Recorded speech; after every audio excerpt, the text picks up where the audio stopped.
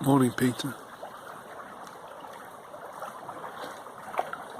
We've had a couple of days to sink into the northern Swedish calm here,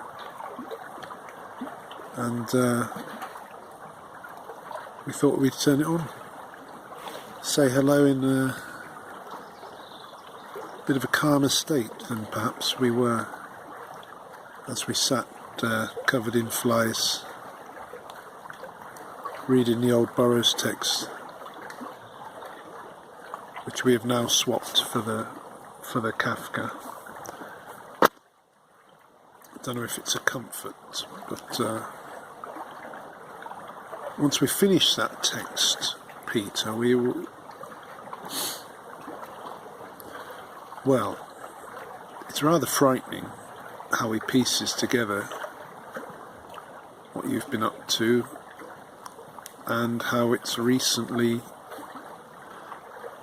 you've recently gone public with lots of rather disturbing ideas that you present as the philosophy of Palantir.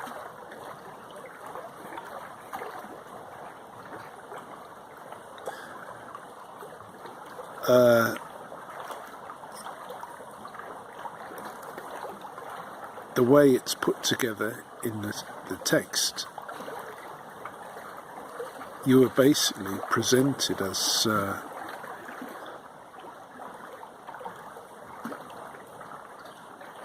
having found a way over years of wise investment and meddling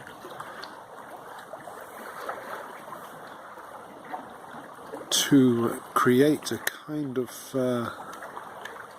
technological product that you can use to sort of usher in some very authoritarian business, Peter, and you're flogging it to everyone, and that's putting it very mildly.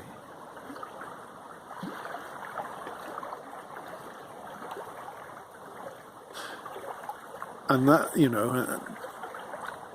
along with the basic idea that the whole business could be and end up being just, like a Tory wet dream bit of kit to whip everybody into shape, in their own countries.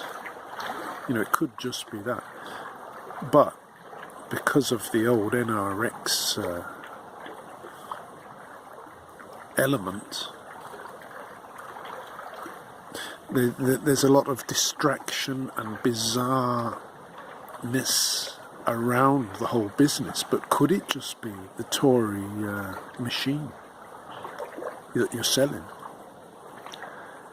And then an extension of that sort of citizen control is the war elements.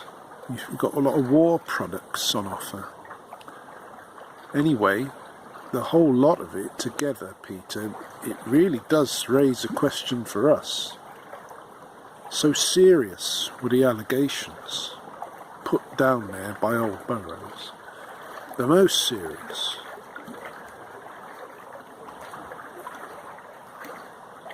So serious were they that we have to consider that this notion of bridge building that we have been hatching, Peter, of hoping that a bridge could be built. Is it a false, useless hope now, considering what that hope is up against? I mean, for example, Peter, it's very clear from analysing the statements of Palantir through Burroughs that I would be your enemy.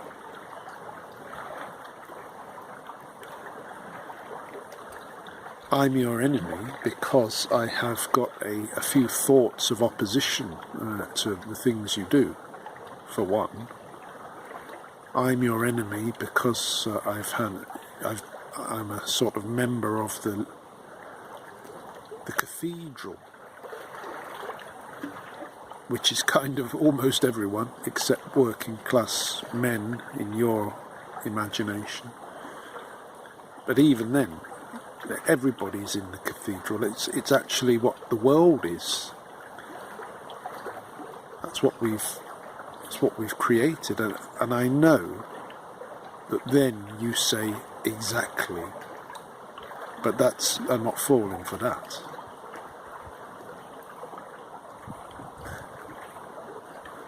I know well the idea of the world eat world logic. But Peter, we've had to do a bit of thinking. Bridge building, a bridge to you, considering. And we still think yes, actually, Peter, yes. And furthermore, we got one or two other things to add to that, which we won't now, because we've got to go and mend the boat engine, or at least try. But I actually wanted to tell you another thing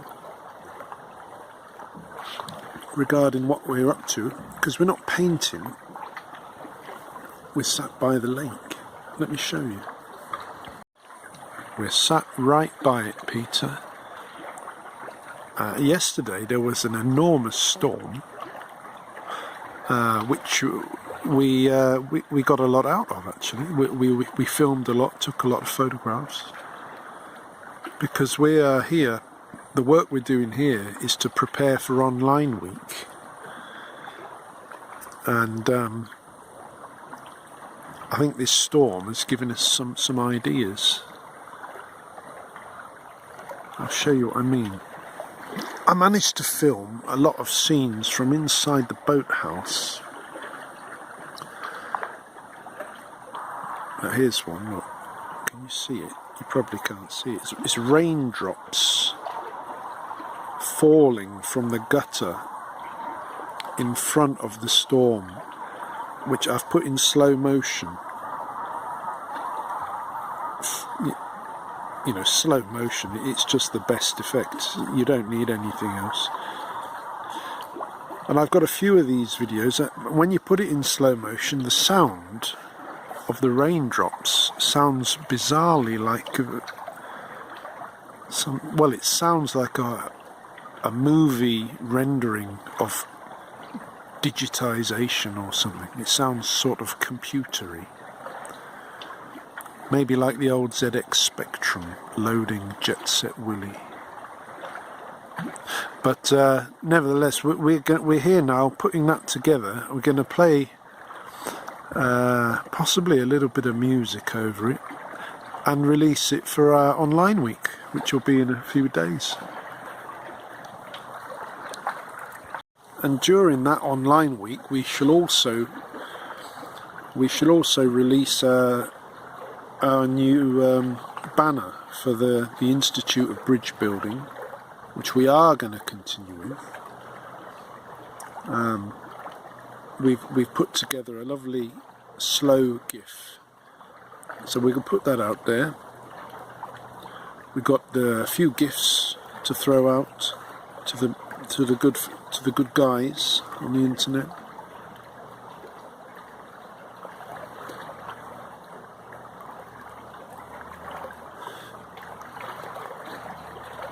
Maybe we could put old Burroughs' text on, Peter.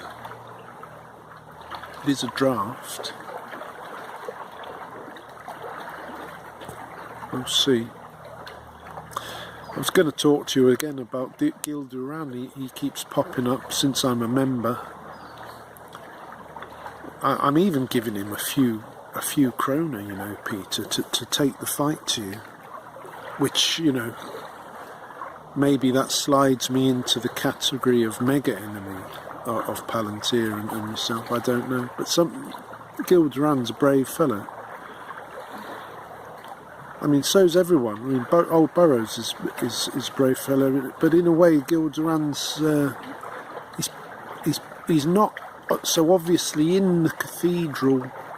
He's not there at a uni it's not in that context of a journal or something.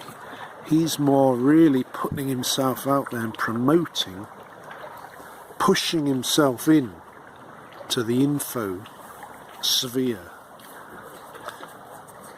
you know, making more noise. So he's a brave fella, and he asked for a few shekels, so I gave him it because I think it's good work, Peter. But I was going to talk about what he said about you in Argentina and the all the breaks that loony with the chainsaw is going to give you and tech firms. The thing that caught my attention was the idea that they're willing to make it legal for AI corporations to run pretty much scot-free of regulation or consequence. Corporations run by the AI. My first thought, though, was that could turn to shit very quick. But I guess you don't see it like that. Anyway, I'm gonna go and try and fix the boat engine.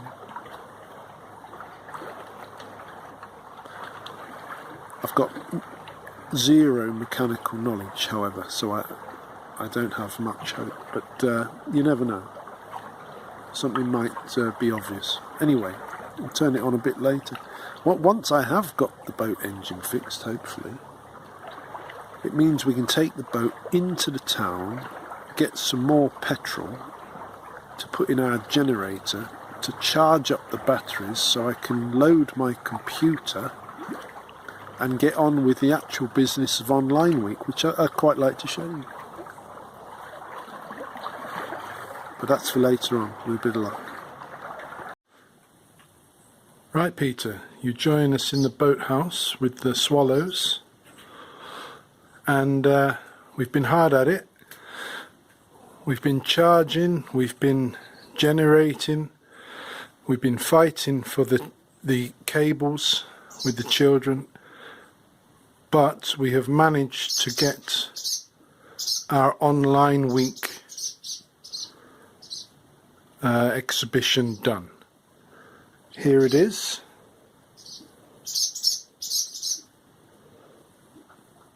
Welcome to the monthly content share of the Wretched Pains of John McClane. It's not really in focus, is it? Anyway, you get the idea. See, previously, before the first, that would say site closed. Now it says this, because I've been giving out my card to people, you see. So it just might be that they're actually looking and waiting. And then you click on work, and that's what we produce today.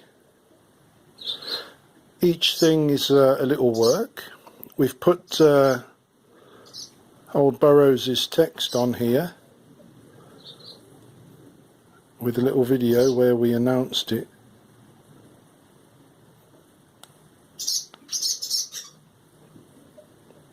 If it'll work.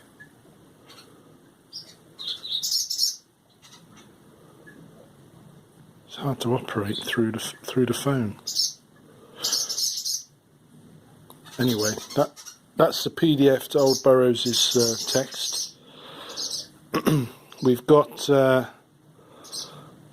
painting I've been doing. Look, I show you that. That was at the Mellingholm place. But this camera really struggles, doesn't it, to focus on everything. But to cut a long story short, Peter, we said we'd do it, we've done it, that's it. And now we're celebrating, because it has been quite a slog. It's close to 11 o'clock, and I'm going to show you how we celebrate up north. This might surprise you. It's the situation, it's a grey day, stormy. And this, Peter, is a bath. An outdoor bath made specifically for the purpose. It's kind of like a sleigh. We pushed it into position. we've heated the water in a fire, and when the temperature's right, we are going to bathe there like a Japanese. And if it's possible, I'll turn you on from there and show you the view. This, by the way, this is the system. Hot water heated by burning that. Lake water, burn the logs from the wood. I guess how they've done it for 1,000 years. And happy days. Let's go test it.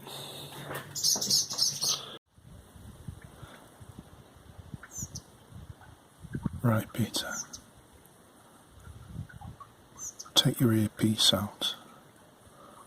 Listen to this.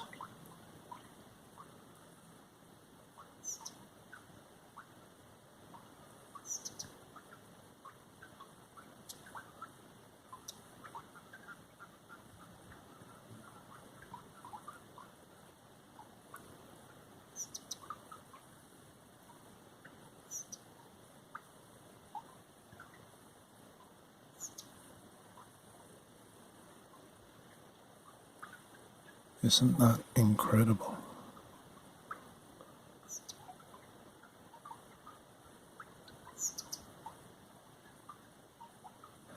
And here we are on the edge of the jetty in the bath, which is quite cramped, but that's the point, so you don't need so much water to fill it. You see, it's right up to our chest pretty much. Level. As I say, just like a Japanese system. And there's not a sound except me talking to you.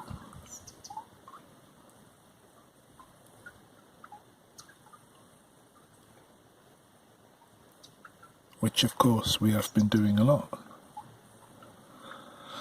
And still haven't quite worked out why.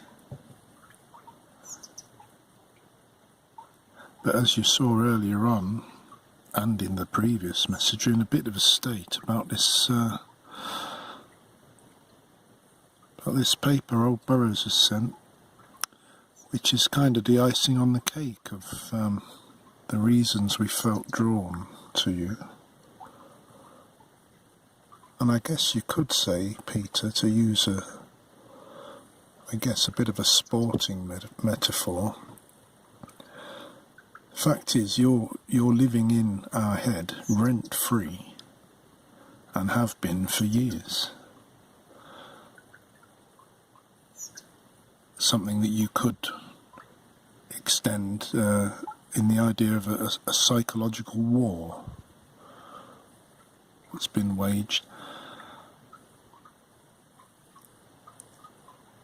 You know, to get you in a position where you are with your NRX visions. But from the bath, feeling the warmth and contentedness, all of that sort of melts away, Peter.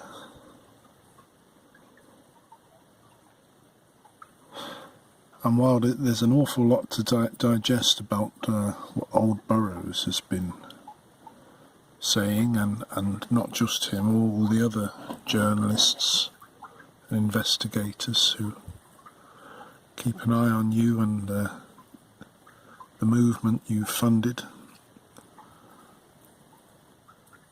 You know, we've trying to digest it all. We haven't been able to really. But one thing has stuck out from the Burroughs text.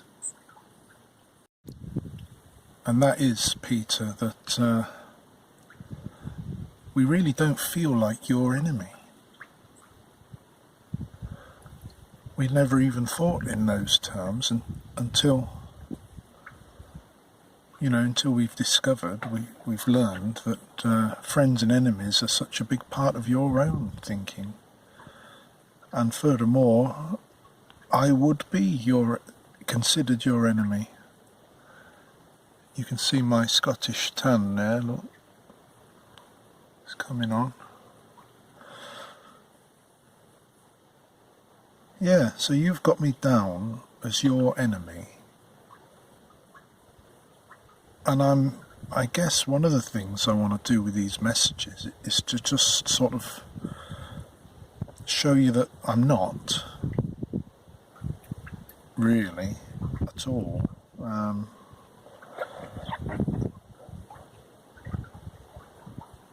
And to just show you that through showing you what we do. And then if after that I'm still your enemy, then what can I do? I mean, fair enough, I might be giving Gil Duran a couple of quid. But, you know, fair's fair, Peter. You know, when you cause a lot of trouble, it's good to try and even the score a little bit. But that's all tiddlywinks, isn't it, compared to your real visions, where it all goes a bit tescriel. And that's what bothers us as well. But now, you see, we started off being bothered by the battiness of you, and then being bothered when it seemed that despite the battiness, you were making progress in reality, in real politics. You know, over the post-truth era, but now you're right in it. You're in the hot seat. You're in the presidency, and my goodness, it's on, isn't it? So then to think of the more fantastical notions you might have had that are so well described in the TESCREAL, an acronym. To think of you now in a position to try and put those in, it's no wonder people are campaigning, and it's no wonder I give them a few quid.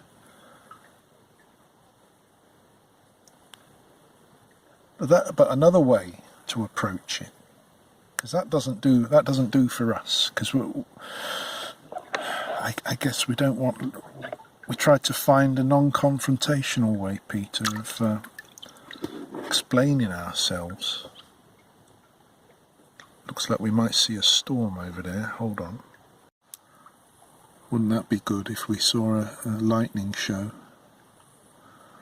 I suppose we better go in if that happens.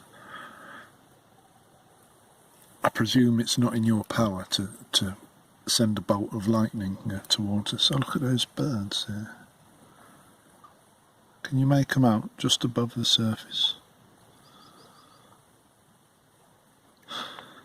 Anyway, yes, of course people are doing the decent work. You might call it the cathedral work, but to be honest, you know, as effective as that notion is, it's never actually going to convince. Well, sorry Peter, we got cut off there. I had to delete something going on. But yeah, I was just trying to get to the simple idea, Peter, that we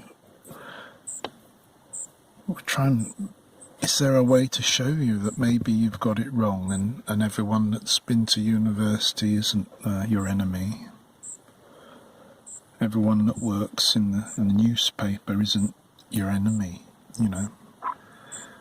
Anyone that works in the media is not automatically your enemy. You know, what a world you paint for yourself there. It doesn't have to be so. You know, what you could easily be the most powerful businessman in the world. Maybe not the richest, because Elon's got that, but isn't that enough? You know, you could have it almost all, but you want to push it on to a place that is very, very, very uncomfortable for so many people. So that's why there's all this trouble. But in any case, Peter, here from the bath, we're disturbed by what we read. We're not sure why we're talking to you. other than now, it's this sense that the friend-enemy distinction, we don't share it. And it doesn't seem like a good way to live. So, we're not your enemy. Maybe I can't say we're your friend. We don't know you, Peter, but we can certainly show that we're not embarking on some campaign to destroy you. Maybe others are, but you know, of course, Gilda-Ran, he's got 700 subscribers. You know, 700. It's hardly going to bother you, is it?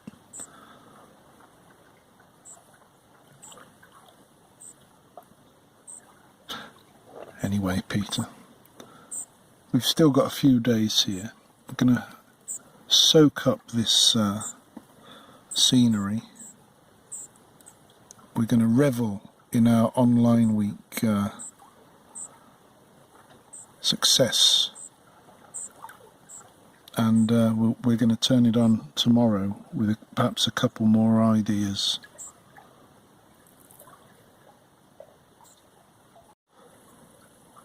Well, we're still in the bath, Peter. I had to turn it on again. Look at this gathering storm right above our head.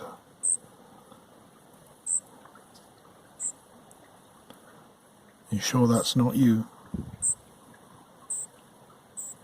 At the climate controls.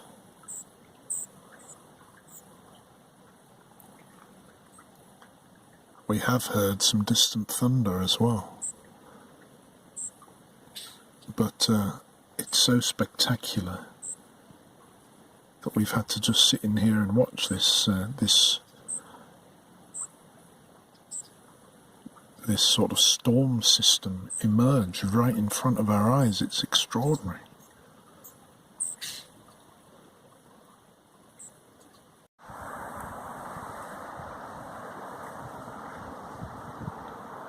Well, the wind's getting up now, Peter. Can you see how the lake water is changed? The whole mood has become darker, along with the sky. And yet we still bathe.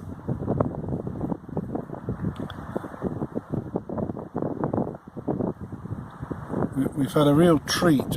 These swallows have been kind of doing their air donuts right in front of me here. I'm back in, you see, like that. It's tremendous entertainment. My hair's freezing now. I've got this, look. And occasionally I just tip it on my head.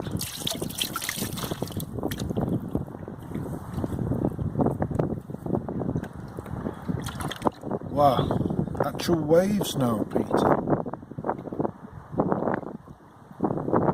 It is on now, I think, and that darkness is now right above us.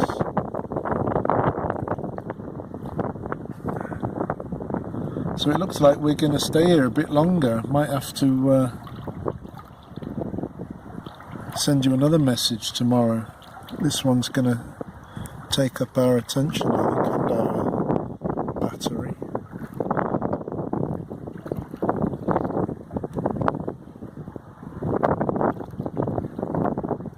I mean, that's partly the phone, I guess, the light meter of the phone, but I shit you, it is that dark.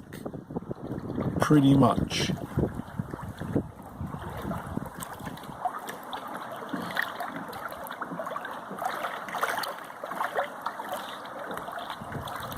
Right, we're going to give it a few more minutes, then we'll have to get out. It's past, well, it's past 11:30 now, Peter. I think it's close to midnight, believe it or not.